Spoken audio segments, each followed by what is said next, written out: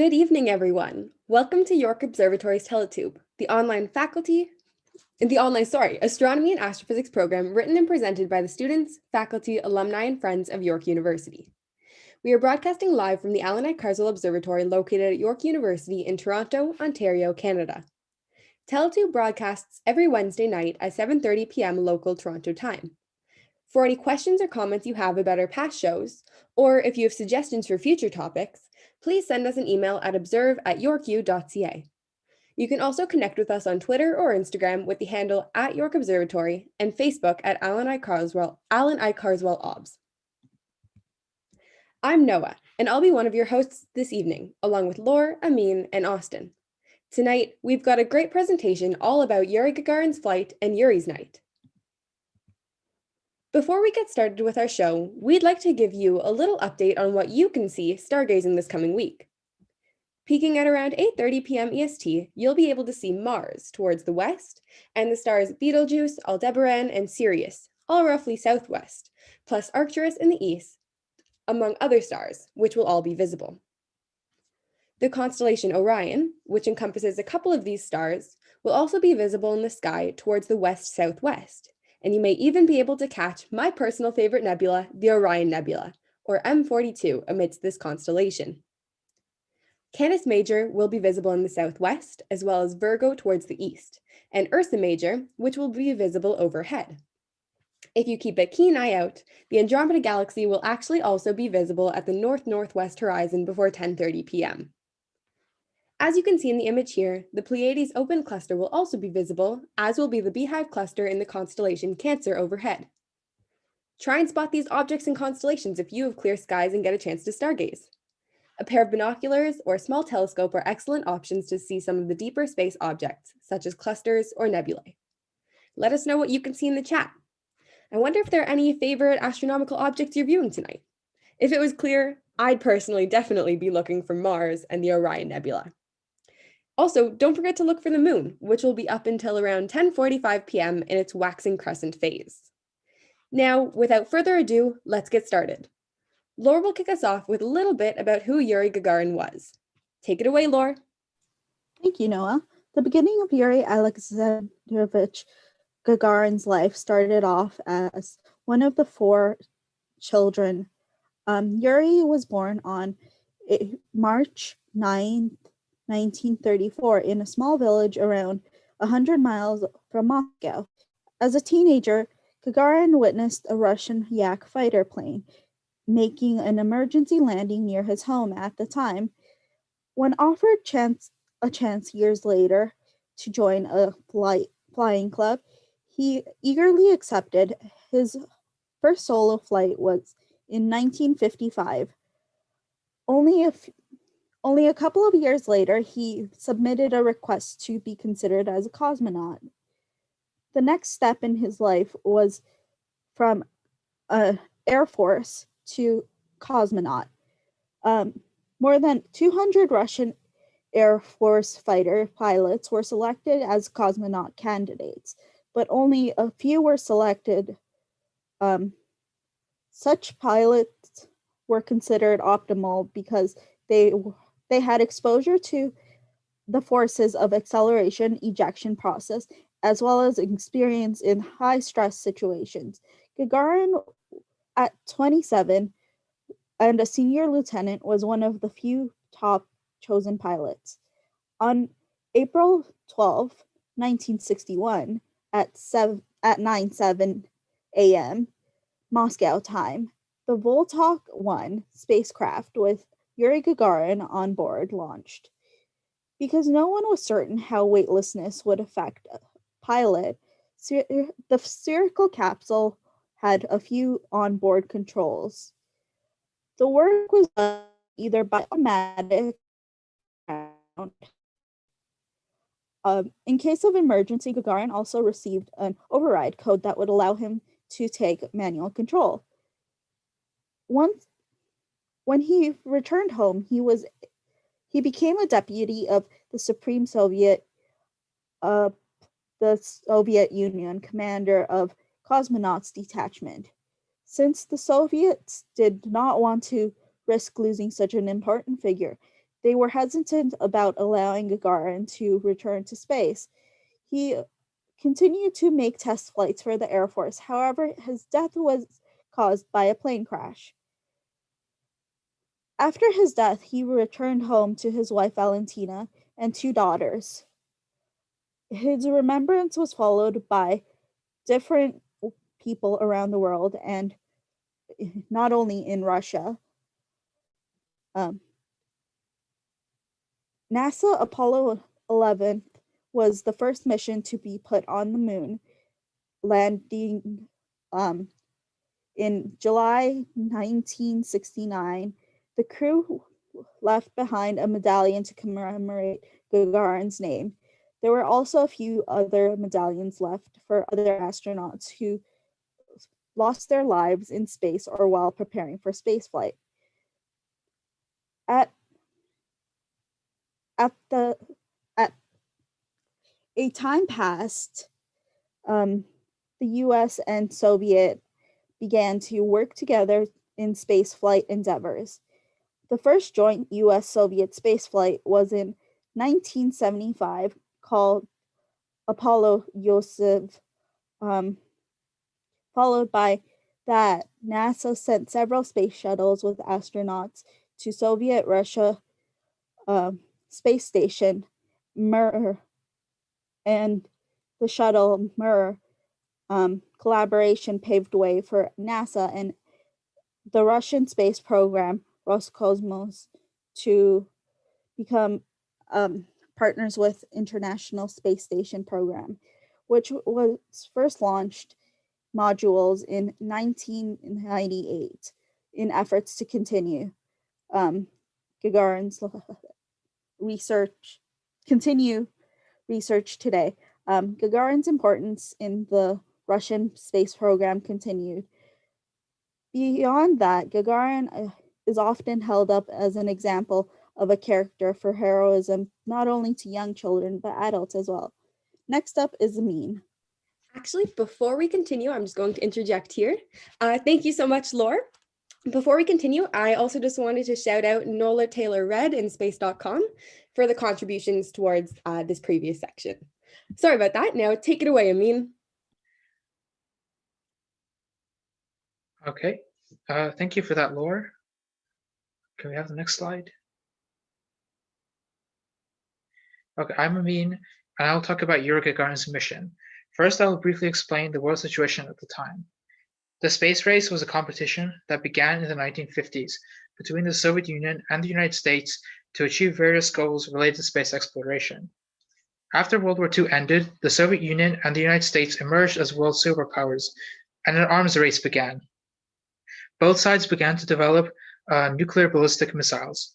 Space missions came next, and it was a matter of national security because of the associated technological developments. Space rockets were a natural next step after developing missiles for war. The space race led to the first satellite being launched, the first space probes being sent to other planets, the first person on the moon, and of course the topic of this TeleTube, the first person to go to space, Yuri Gagarin. The mission that Yuri Gagarin went on was called the Vostok program. It was a direct competitor of the American Project Mercury, which also aimed to put the first person in space. Once the Soviet Union began planning for the Vostok program mission, it was decided that the person who would be sent to space must be an Air Force pilot. This is because an Air Force pilot would have relevant experience and would be able to withstand high G-forces. The person who would go to space must also be intelligent, be able to deal with high-stress situations, and be physically fit. The designer of the Soviet space program, Sergei Vorolev, further specified other requirements, including an age between 25 and 30 years old, a height below 175 centimeters, and a weight of 72 kilograms or less. Various people were interviewed for the position without knowing that it was a space mission. 200 candidates passed the interview. After intensive physical testing, only 20 people remained. 6 of those people were then selected to proceed to accelerated training. At this point, parachute training and simulators were done. There was also a written exam. At the end of it all, Yuri Gagarin was chosen as the best candidate. Before the main spacecraft Vostok 1 launched, there were several practice flights for preparation. The first one of them was called Korabl Sputnik 1, and it was not designed to be recovered from orbit. It was launched and began orbiting the Earth on May 15 of 1960. The mission partially failed due to a system malfunction. 6 more launches were made next, all of which are of the Vostok 1K design. These spacecraft had life support facilities and actually could be recovered from orbit. The first of these missions carried 2 dogs named Chaika and Lisichka. Unfortunately, there was an explosion and both dogs were killed. The next flight also had 2 dogs, Belka and Strelka, as well as mice, insects, human skin, and other biological specimens. Luckily, this time, the mission was a success, and the spacecraft, along with both dogs, were recovered. The successes of these practice missions allowed planners to start preparing for a human spaceflight. A document detailing the mission was created on September 10 of 1960, and Premier Nikita Khrushchev approved the plan. The heads of the Soviet defense industry also signed the document. A couple more test flights were conducted, one of which failed. Next, there were 2 Vostok 3KA missions. These were designed to be the same as the crewed mission, but with a single dog and a life-size mannequin instead of a real person. The first of these was called Korabel Sputnik 4 and carried the dog Chernushka and a mannequin with a functioning spacesuit, as well as other biological specimens. This spaceflight lasted 106 minutes and was a complete success. Yuri Gagarin's mission Vostok 1 would come next.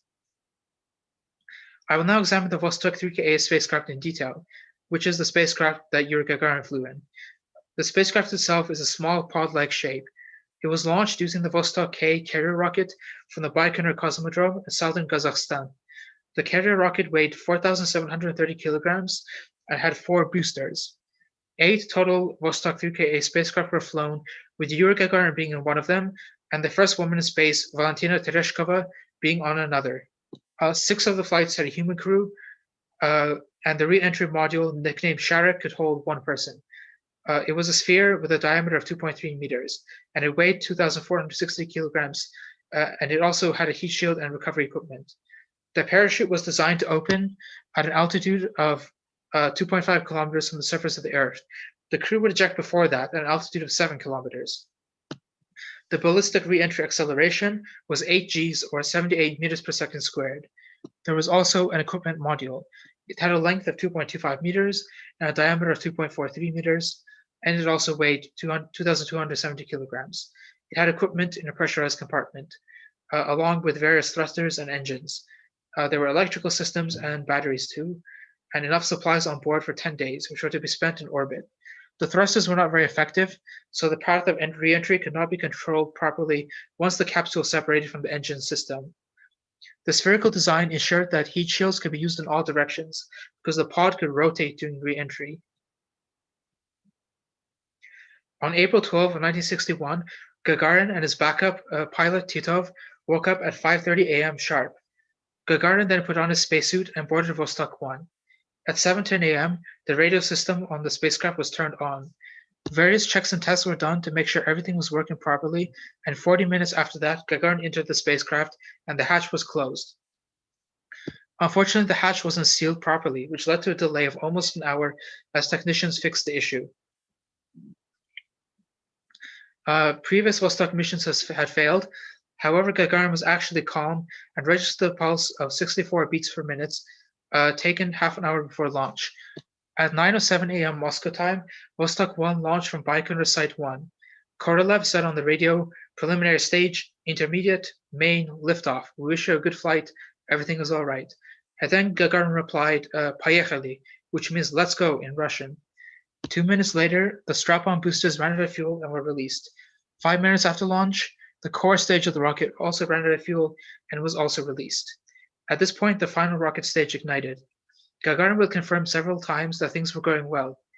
At 9:17 a.m. or 6:17 a.m. UT time, the final stage of the rocket shut down and Vostok 1 reached orbit. The rocket then disengaged from the capsule. At 9:18 a.m., Gagarin reported back, the craft is operating normally, and I can see Earth in the viewport of the Visor, which is an optical orientation device. Everything is proceeding as planned, he said. At this time, Vostok 1 passed over the Soviet Union and then passed over Siberia specifically. At 9:25 a.m., Vostok 1 went over the Pacific Ocean. Gagarin said that he was feeling good and asked for data on the flight. At 9:37 a.m., the sun began to set over the Pacific Ocean, and Gagarin passed into a night area near Hawaii. At 9:46 a.m., The Khabarovsk ground station sent the message KK to Gagarin using a telegraph. This was a code meaning report the monitoring of commands, which told Gagarin to tell the mission control about when the spacecraft's automatic descent system was receiving messages from the ground. At 9:48 a.m., Vostok 1 crossed the equator as it moved south. At 9:51 a.m., Gagarin reported the switching on of the altitude control system, which used the sun as a reference. This helped Vostok 1 orient itself for retrofire. The automatic systems were backed up by a manual and visual system, and either of the two could operate the cold nitrogen gas thruster systems, of which there were two, and they both contained 10 kilograms of gas. Only one of these systems was needed, but there was a second one just in case. Gagarin would fly until 10:25 a.m. At that point, the spacecraft's automated systems brought it into the altitude needed for retro-rocket firing, and shortly afterwards, the firing occurred. It lasted for 42 seconds over Angola at the west coast of Africa, about 8,000 kilometers away from the landing point. The re-entry module separated, and later Gagarin was ejected from the pod. He used the parachute to land.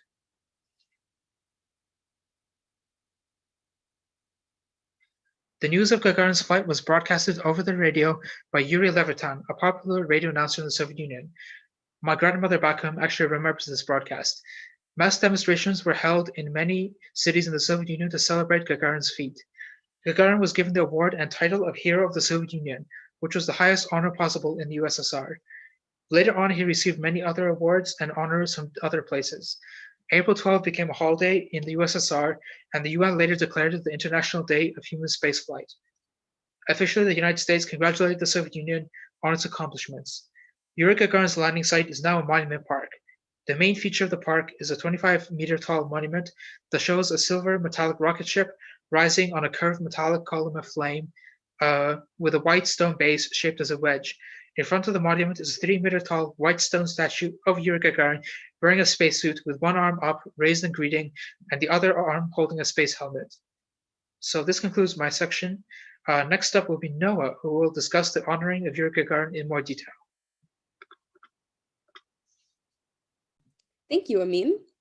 So Yuri Gagarin's flight was a momentous occasion as the first crewed spaceflight. It opened up human exploration to immeasurable levels. Without the first spaceflight, we would not be where we are today. Without space, we would not have the resources, knowledge, or technology that is so common and accessible to us today.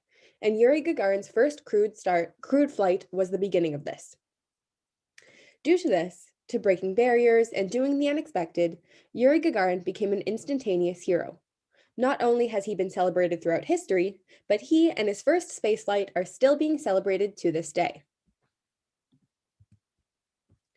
In honor of Yuri Gagarin's flight on April 12, 1961, as Amin mentioned, April 12th has become known as Cosmonautics Day and the International Day of Human Spaceflight, as declared by the United Nations in 2011, which are celebrated worldwide. Yuri Gagarin inspired so many people, providing hope to adults and children alike, initiating crewed spaceflight and bringing science fiction to reality. We commemorate this enormous, groundbreaking, and, quite frankly, life-changing day in which the first human ventured to space, and we use this anniversary to recognize, and I quote, everyone who dedicated their life to exploring the universe, as translated from a press conference held for the flight's 60th anniversary on the International Space Station just a few days ago. The days up to and including April 12th in following years since Yuri Gagarin's monumental flight, due to its significance in spaceflight, were actually also chosen for numerous historical missions. The first ever space shuttle launch of Columbia for the mission STS-1 took place on April 12, 1981, 20 years after Gagarin orbited beyond Earth's atmosphere. Not only that, but 2 Russian cosmonauts and 1 NASA astronaut actually just launched to the International Space Station aboard the Russian Soyuz spacecraft last Friday, April 9th, honoring Yuri Gagarin in the process.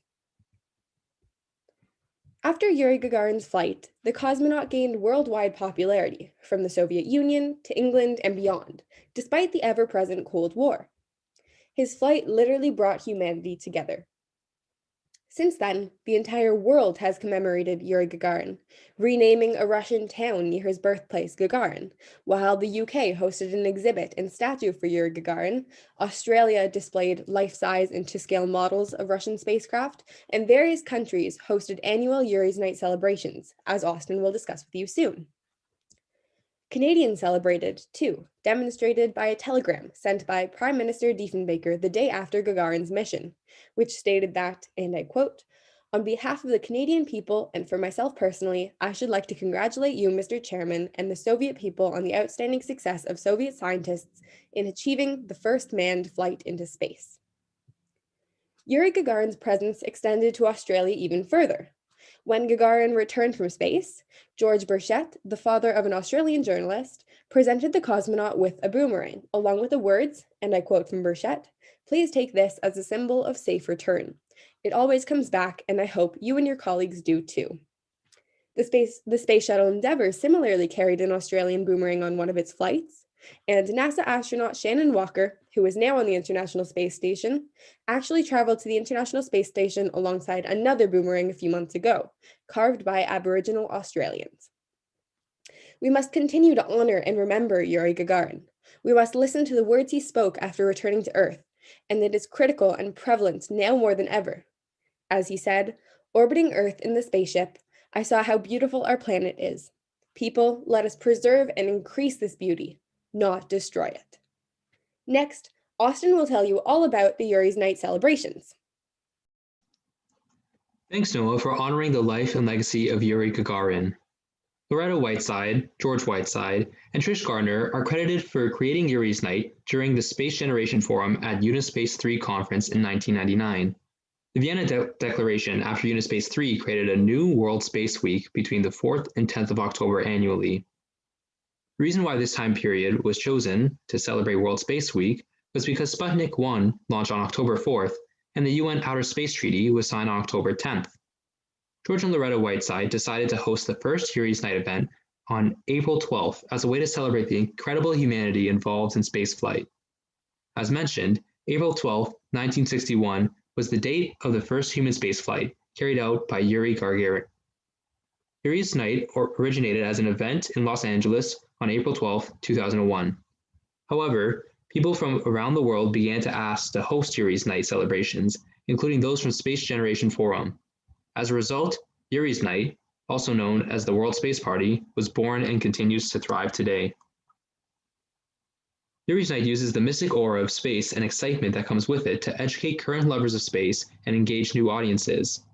Every year, on or around April 12th, people celebrate Yuri's Night, which has come to transcend the celebration of space. Yuri's Night celebrates the cosmos, music, art, science, culture, and each other. According to the nonprofit organization that hosts Yuri's Night accomplishes the following. Yuri's Night empowers leaders in making a difference, pursuing their dreams, and inspiring others to do the same. It builds communities by working together on a common goal and relying on each other to solve problems. In this way, it also links cultures. Yuri's Night encourages science literacy by bringing people hands-on experiences and storytelling to explore their physical world and nurture their love of learning. And finally, Yuri's Night promotes a sustainable and peaceful future. This aim of Yuri's Night was advocated for by Yuri Gagarin himself, who, as Noah mentioned, claimed, "People of the world, let us safeguard and enhance Earth's beauty, not destroy it." The Spirit of Yuri's Night Award is the highest honor that can be given by the Yuri's Night Board of Directors. The Spirit of Yuri's Night Award is given out annually on or shortly after Yuri's Night. The criteria to receive the award is to be someone that embodies the Yuri's Night mission of using space and art to contribute to the future of humanity, both in space and on Earth. The Spirit of Yuri's Night Award was formerly made by hand from aerogels and other high-quality materials. Aerogels are a diverse class of ultra-low density solids with completely unique properties. Notable recipients include Dr. Alan Stern in 2015 for his work on the New Horizons planetary flyby mission to Pluto and the accompanying global educational outreach activities. Bill Nye and the Planetary Society in 2014 for their decades-long efforts using science and art to engage people in a mission to change the world through efforts including the Light Sail Project. And Elon Musk and SpaceX in 2018 for their work to inspire the world by putting a Tesla Roadster into orbit and streaming live video of our planet using a test launch of the Falcon Heavy rocket. Wondering where Space Night can be celebrated?